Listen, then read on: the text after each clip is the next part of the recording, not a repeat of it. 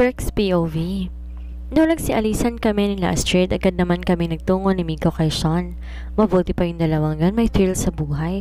Itong mga kaibigan namin sobrang bored nila kasama, para mga sinauna. Ang gusto niyong niluluto ko? Wika naman ni Sean habang naghahanap ng iluluto sa loob ng refrigerator. Sa tingin ko, mamaya ka na muna magluto dahil mas importante kasi itong pag-uusapan natin ngayon. Wika ko naman kay Sean. Agad naman siyang napatingin sa akin. Mas importante na may laman ang tiyan natin habang nag-uusap, right? I'm hungry. Wika naman niya sa akin. Tagal kasi ng Miko na yun eh. Sana naman siya dinala na malilikot niyang mga paa. Nagluto naman si Sean ng sopas. Amoy na amoy ko ang bango ng niluluto niya, kaya nakalimutan ko naman yung magiging topic namin at nagutom na lamang ako.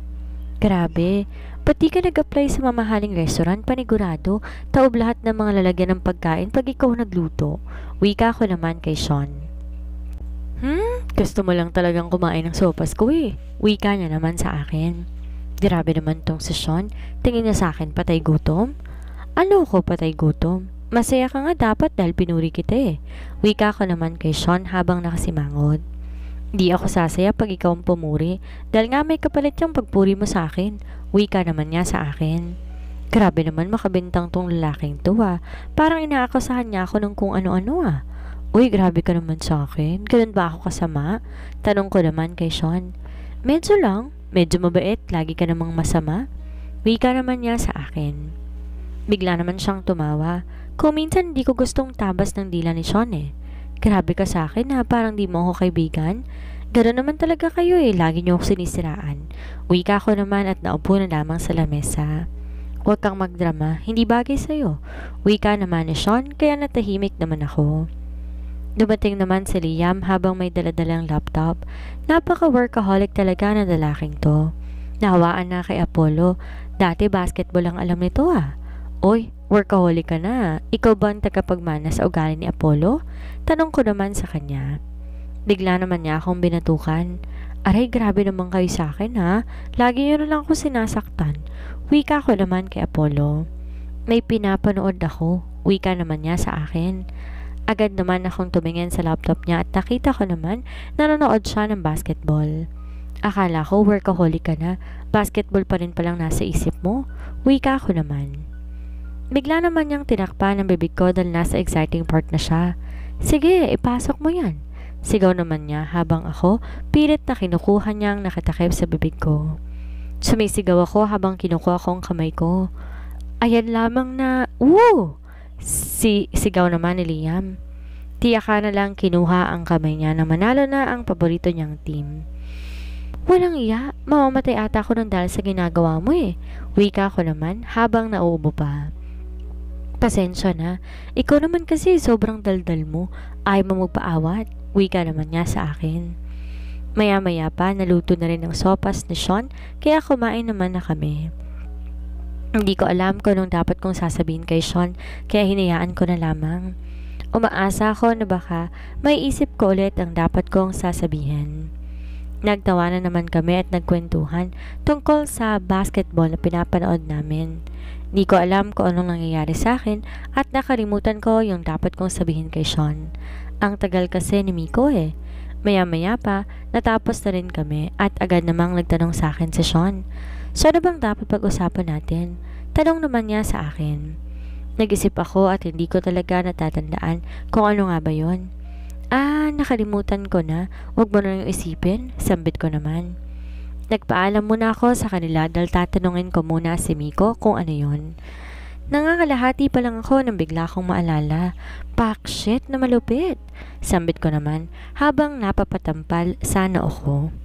Agad naman akong tumakbo sa loob ng kusina at nang makita ko sa Sean na walang ano-ano, kinaladkad ko naman siya at agad patungo sa isang kwarto. Walang hiya. Di ko natatandaan kung ano nga bang kwarto yon. Saan mo ba ako dadalhin bro? Sambit naman ni Sean habang nakakunot ang noo niya. Huwag ka lang madaming tanong. Sambit ko naman at agad na naligay sa isang kwarto at nilak ko naman kaagad. Bricks, makakalabas lang ako dito. Siguradong papatayin talaga kita. Sigaw ni Sean habang pilit na binubuksan ang kwarto. Nakita ko naman si Astrid, kaya naman agad akong pumasok sa kabilang kwarto. Maya-maya pa naramdaman ko ang presensya nilang dalawa. Biglang may bumukas sa pinto at nilak agad ito, kaya narinig ko naman ang pagtakbo ni Astrid. Nagkatinginan lang kaming dalawa ni Jennifer. "Astrid!" sigaw niya. "Walang iya!" Sambit ko naman at agad na kinalabog ang pinto. "Hey, what happened?" Inis niyang wika habang nakatingin sa akin. Nagkamali ako eh. Hindi rin naman tumulong si Miko eh. Ewan saan yung nagpunta. Wika ko naman. Ang ingay! Napatingin naman kami sa kung sino ang nagsalita. "Miko?" Sambit na dyan. "What the? Bakit ka ba nandito?" Wika naman niya. "Bro, mali ata yung plano eh." Wika ko naman sa kanya. "Mali ang plano o ikaw ang nagkamali?" Sambit naman niya sa akin. "Maliit lang naman yung pagkakamali ko ah." Wika ko naman sa kanya. Iiling-iling na lang si Miko at sinubukan buksan ng pinto pero ayaw pa din. "Walang iya. Matatagalan tayo dahil sira ang lock nito." Wika naman ni Miko sa amin. OMG, wala pa akong phone to call Astrid. Inis namang sambit na Jennifer. Bigla namang pumunta si Miko sa side table at kinuha ang cellphone. Nakahinga naman ako ng maluwag. "Ay, lobat!" Sambit niya at agad naman akong napahilamos ng mukha. "Disaster nga naman tong date ko." Wika naman ni Jennifer habang umiiyak. "Oy, wag kang iiyak-iyak dyan ha, papangit ka." Sambit ko naman kay Jennifer. Umupo na lamang kami sa sahig. So Jennifer naman nahiga sa kama. "Anong gagawin natin ngayon? Di tayo makakalabas dito." Sambit naman ni Jennifer. "May board games ako dyan." Sambit naman ni Miko. Kumalot naman ang noo ko nang dahil sa sinabi niya. "Kailan ka pa nagka-interes sa board games?" Sambit ko naman habang nagtataka. Di naman pala kita classmate noon, kaya hindi mo alam na lagi ako nagko-compete sa chess at Scrabble. Wika naman ni Miko sa akin. Iiling-iling na lamang ako. Naglaro kami ng Scrabble at sobrang madaya naman ang dalawang to. Dala ko lagi ang nagpo-push up, lagi kasi akong talo. "Bes!" sigaw ni Astrid. Napatigil naman kaming tatlo at nakatingin kay Liam, Apollo at Sean. "Sasali kayo?" Sambit naman ni Miko. Iiling-iling na lamang si Sean at si Liam. Pagkatapos ng failure na iyon, hindi na ulit namin ginawa yung plan B dahil nabatukan si Berks at Miko. I hate them. Talagang sayang naman na makaka-experience ulit sana ako kung di lang dahil sa kagaguhan ni Berks at Sean. Reklamo naman ni Jennifer. Hindi pa rin makamove on itong babae na to dahil 2 araw na ang nakakalipas. Sa 2 araw na yon, lagi akong pinapasyal ni Apollo. Minsan sinasamahan niya ako magbisita kay Bonbon at syempre kasama din ng mga boys over flowers na akala mo talaga mga hinahabol ng mga babae. Ano bang dapat kong gawin para tuloy naging red flag ako kay Sean dahil sa kagagawa ng 2 yon? Wika naman ni Jennifer habang nakasimangot. "Magdahan-dahan ka naman. 2 araw ka na nagmamaktol tungkol kay Sean ah. Sean ka ng Sean, binabanggit ba ni Sean pangalan mo lagi?" Tanong ko naman sa kanya. Tumingin siya sa akin na nakabasangot. "Ang pangit mo talaga ka-bonding. Palibasa lagi kayong nagsasama ni Apollo at lagi kayong sweet-sweetan." Wika naman niya na para bang kasalanan ko pa kung ba't ganun ang trato sa akin kahit di ko naman gusto. I mean, medyo lang. Ano ka ba? Hindi mo naman yun kasalanan kung sweet kami sa paningin ninyo eh. Nung binuhat niya ako dahil napit-tapilok ako, kagagawa niya yun. Di binuhat niya ako. Wika ko naman. At pang bridals talaga, style na pangbuhat ha? Pwede namang parang bigas style ka buhatin ha? Wika naman niya sa akin. Iiling-iling na lamang ako dahil sa sinabi niya sa akin. Nung sinubuan niya ako, dahil napahinto naman ako at nainisip ang dahilan kung bakit ako sinubuan noon ni Apollo nung nasa hospital kami na dapat si Bonbon yung susubuan niya dahil siya naman yung pasyente. Dahil ano? Aminin mo na kasi. Wika naman ni Jennifer sa akin. Aamin? Saan? Sambit ko naman kay Jen. Aminin mo na like mo rin siya. Uy, aamin na yan. Wika naman niya habang kinukulit ako. Tumingin naman siya sa akin at tinaas baba ang kilay niya na para bang sinasabi na magsalita na ako. Hala, wala naman akong gustong kinikilig ng medyo oo ah. Sambit ko naman habang nakangiti. Sus, hindi ka marunong magtago ng kiligday. Kahit itago mo yung kilig mo sa hair ng perlas ang silangan mo, hindi mo pa rin yan maitatago. Wika naman niya.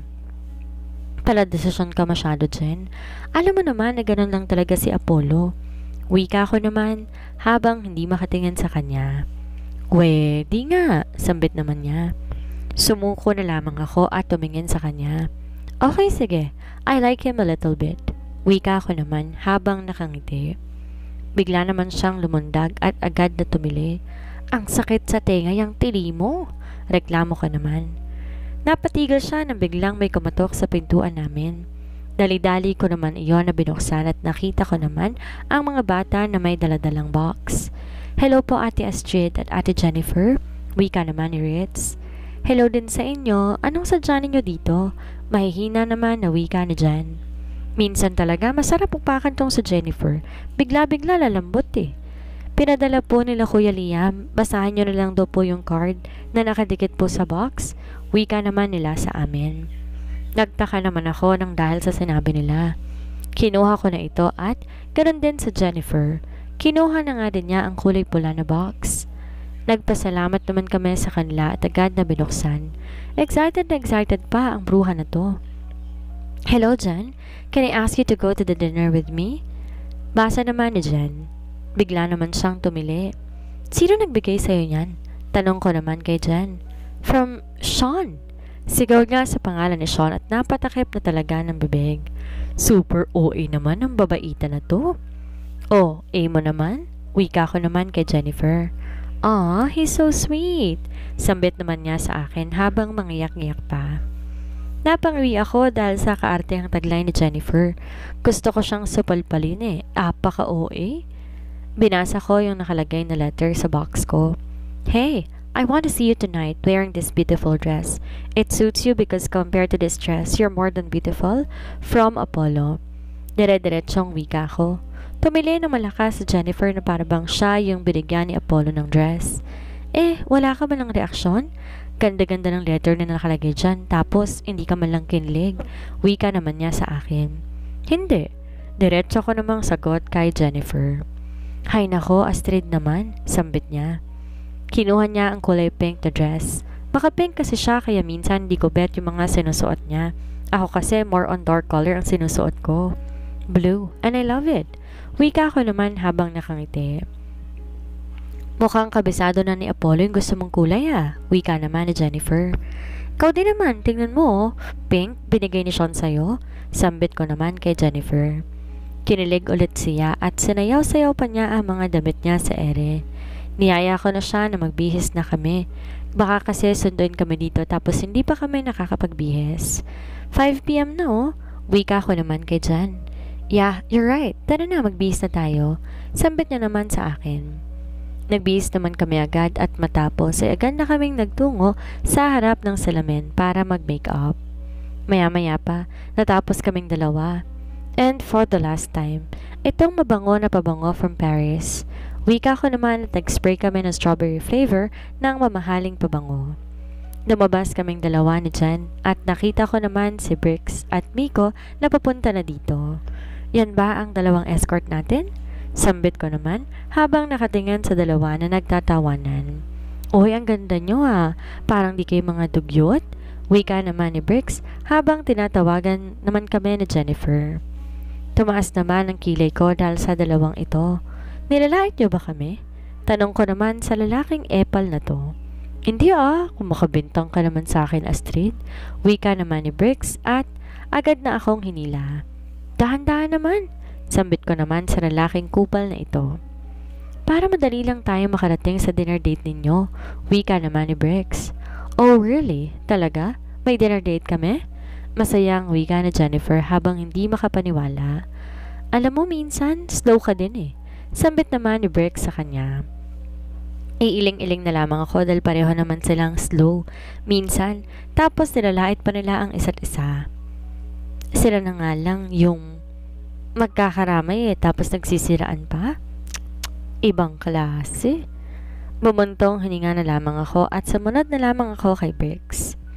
Pagkarating namin ni Jennifer sa venue ay agad naman kaming nagulantang sa ganda ng lugar at di ko akalain na ganito kaganda ang ginawa ni na Apollo para namang ma-impress kami ni Jennifer. Bes, aminin mo, kinikilig ka rin ba? Sambit niya naman habang may papisil pa sa braso ko. Gusto ko siyang sapakin at gustong gusto ko siyang siwain. Dapat talagang Pilipina lang pero pinapahalata niya na easy to get kami. Pwede ba? Itago mo muna yung kalandian mo, mamaya mo rin ilabas pag pwede na. Wika ko naman kay Jennifer habang iniirapan siya. Anong sense kung itatago pa natin to? Malandi na talaga tayo dati pa. Sambit na naman sa akin. Napapailing-iling na lamang din ako dahil sa sinabi nitong babae na ito. Maya-maya pa, agad naman na lumapit sa amin sila Apollo at Sean na may daladalang bouquet ng bulaklak. Ang ganda ng tulips, wika ko naman habang namamangha. Inawakan ko naman baka artificial lang, pero hindi. Nag-effort pa talaga kayo na bumili ng tunay na tulips? Wika naman ni Jennifer habang nakangiti ng malapad. Of course, this is the first time na magdo-double date kami kaya dapat prepare talaga. Wika naman ni Sean. Tatango-tango naman ako bilang tugon sa sinabi ni Sean. Tara, umupo na muna tayo, baka sumasakit na ang paa ninyo. Sambit naman ni Apollo at inalalayan niya naman ako papunta sa upuan. Maya-maya pa nakarating na rin kami at agad-agad naman niya akong pinaupo sa upuan. Thank you, sambit ko naman habang umuupo. Umupo na rin sa Jennifer, ganun din si Apollo at Sean. I didn't know anong gusto ninyo pero I cook a lot here. Sana magustuhan ninyo, sambit naman ni Sean. Napatingin ako sa kanya at agad nang ngumiti. Hindi ko alam pero bilib na bilib ako kay Sean dahil kahit anong dishes ay kaya niyang gawin. Gusto ko ring magluto ng kung ano-ano. I am so amazed, Sean. Basta yung kasunduan natin huwag mong kakalimutan. Sambit ko naman kay Sean. Tumango siya bilang tugon sa sinabi ko sa kanya. What kind of deal? Tanong naman ni Apollo. Pag magkakaroon si Astrid ng character development, tuturuan siya ni Sean kung paano magluto. Wika naman ni Jennifer. Natawa naman ng bahagya si Apollo. Ganyan ka ba kadesperada para lang matuto kang magluto? It's thread mo ang pagiging suplado mo? Wika naman niya sa akin habang natatawa. Tinignan ko naman siya ng seryoso. Of course naman, I need to do it at wala ka ng paki doon. Wika ako naman at tinikman ang niluluto ni Sean. Ang sarap naman ito, sambit ko naman habang masayang-masaya sa luto na tinikman ko. Nagsimula nang mag-usap si Sean at Jennifer. Minsan gusto kong sipain tong si Jennifer dahil sobrang OA niya. Yung tipong gusto niyang magbibitok sa harapan ni Sean. Kanina ka pa kasi nakatingin ng masama dyan sa best friend mo Baka mamatay. Yan bigla dahil ang sama-sama mong tumingin sa kanya. Wika naman ni Apollo habang nakangiti. Bigla akong napatingin sa gawin niya at dun ko lang naalala may date nga pala ako. Kasi sobrang OA niya na gusto ko siyang sipain para malaman niya sobrang arte niya magsalita. Wika ko naman habang gigil na gigil kay Jennifer. Don't mind her, just focus on us. Sambit niya naman sa malambing na tono. Bigla na lamang nagtumbling ang mga larva sa tiyan ko. Okay, yan lang ang nasambit ko dahil wala na akong ibang masabi. So may deal pala kayo ni Sean if you want. Ako na lang magtuturo sa'yo, pero susundin mo ang sinasabi ko. Wika naman niya sa akin. Biglang kumunot ang noo ko nang dahil sa sinabi niya. Di mo ata naaalala na pinatikim kita ng luto ko. Sambit niya naman sa akin, kaya naman napatingin ako sa kanya at naalala ko nga na inaasar niya ako at pinakain niya sa akin yung tira-tira niya. Ay oo, pinakain mo sa akin yung tira-tira mo. Sambit ko naman kay Apollo. I'm sorry about that. Naiinis lang kasi ako sa inyo Wika niya naman sa akin. It's okay, we're friends now. Sambit ko naman kay Apollo. Tumango naman siya habang nakangiti. Bakit pa naingiti ka? Sambit ko naman. You still look gorgeous kahit na pangalawang beses na kitang nakita na nakaayos at 2 beses na rin kitang nakadate. Wika naman niya sa akin. Binubolo mo lang yata ako Sambit ko naman kay Apollo. I am not. Hindi ako ganyang lalaki. Sambit niya naman sa akin. Bigla naman siyang tumahimik at bigla na rin tumahimik ang paligid. Maya-maya ay may biglang tumugtog na violin. May I have this dance? Wika naman niya sa akin habang inaabot ang kamay niya. Agad-agad naman akong tumingin sa kanya. Maganda ang buwan ngayon at nasa gilid ng kami ng dagat kaya sobrang kakaiba ito. Napakahiwaga nito.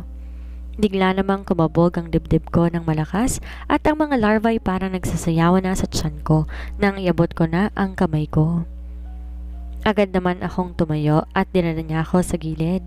Ang liwanag ng buwan agad na sumilaw sa mga mata ko. Your beauty is rare, even the moon can't handle it. Wika naman ni Apollo, saka hindi naman ako makatingin sa kanya ng diretsahan dahil nahihiya ako at kinikilig ako ng sobra.